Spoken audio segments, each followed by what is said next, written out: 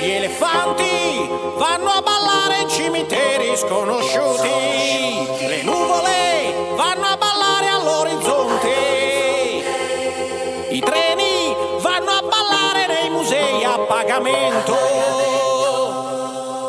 E tu dove vai a ballare? Voglio ballare in Puglia, Puglia, Puglia. Tremulo come una foglia, foglia, foglia. Tieni la testa alta quando passi vicino alla gru, perché può capitare